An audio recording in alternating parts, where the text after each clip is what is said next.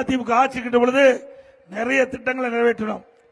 ஈரோடு முதல் சக்தி வரை அதிமுக ஆட்சியிலே அந்த சாலை விரிவுபடுத்தினோம். இருந்தாலும் மத்திய அரசாங்கத்தின் மூலமாக கூடுதலான நிதியை பெற்று இன்னும் அற்புதமான சாலை அமைக்க திட்டமிட்டு அனுமதி பெற்றோம். இந்த ஆட்சியில் முடக்கப்பட்டு விட்டது. பவானி ஒருங்கிணைந்த நீதிமன்ற வளாகம், போக்குவரத்து ஆய்வாளர் அலுவலகம், தமிழ்நாடு அரசு போக்குவரத்து கழக பணிமனை, ஊராட்சிக்கோட்டை துணைமின் நிலையம், தீயணைப்பு நிலையம், மின்மயானம், சங்கவேசர் கோயிலுக்கு புறவழிச்சாலை ஆகிய பணிகள் அதிமுக ஆட்சியில் கொடுத்தோம்.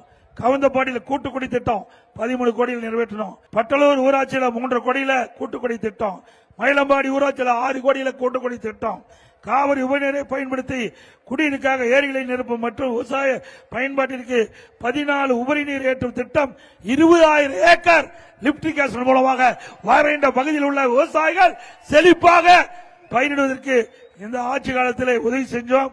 மயிலம்பாடி, குருவரெட்டியூர், கவுந்தபாடி ஆகிய இடங்களில் அடுக்குமாடி குடியிருப்புகள் 1348 கட்டி கொடுத்தோம்.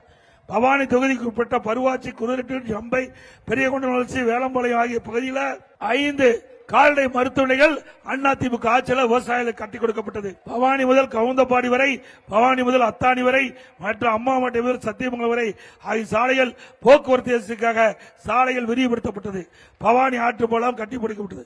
பவானி ஆற்றில் தடுப்பணை 18 கோடியில தடுக்கப்பட்டு அந்த தண்ணீரை தேக்கக்கூடிய சூழ்நிலை உருவாக்கி தந்தோம். சலங்கபாளையம், பூலப்பாளையம், பெரியபாளையம், குறிச்சி, சித்தாறு ஆகிய ஊர்களில் 10 கோடி மதிப்பீட்டில் ஆற்றை கடக்க பாலங்கள் கட்டப்பட்டது. இப்படி பல திட்டங்கள் அதிமுக ஆட்சியிலே கொண்டு வரப்பட்டு நிறைவேற்றப்பட்டது என்பதை இந்த நேரத்தில் தெரிவித்து பல கோரிக்கைகள் கொடுத்திருக்கிறீங்க. அதிமுக ஆட்சி மனதுடன் அந்த கோரிக்கைகளை நிறைவேற்றி தரப்படும்.